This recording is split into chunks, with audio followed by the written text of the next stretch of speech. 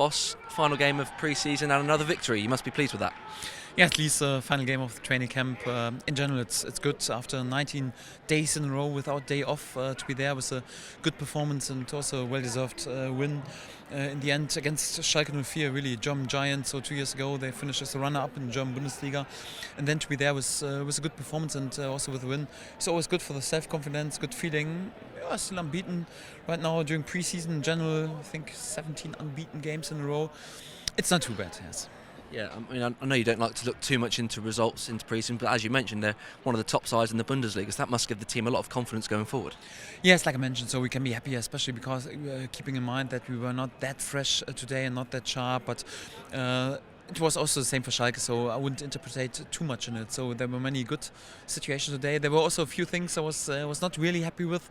For example, we have to speak about the using our chances on the top level. You have to be effective, and actually in this game today, we should have scored 5 or 6 goals. That's for sure out of our big chances. But yeah, in general, so sometimes after a tough training camp, and then we had so many sessions, the last few percentage in order to be there, in order to be clinical and effective, is not there, and I can't blame the lads too much. In general, it was a solid and good performance. A few topics we have to speak about, but in general, I can live with this test. Yeah, with the 3 games and plenty of training fixtures, our time in Germany is almost ending the close. Are you pleased with how the week's gone in general? Yes, everything's okay. I think many of the lads have a really good basic endurance and fitness level, and also in terms of togetherness, spirit.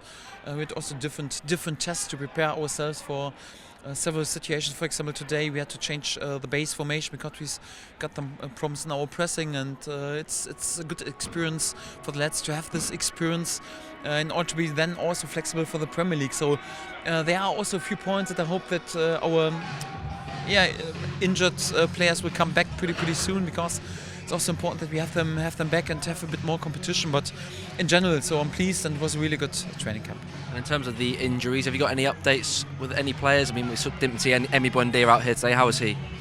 Yeah, in general, it's not too bad. So I think most of the lads will train with us together back in England. So Tim Klose is already back in team training. Sadly, Emi got a knock against his ankle and rolled his ankle yesterday during training. So there was no chance for him to join us today.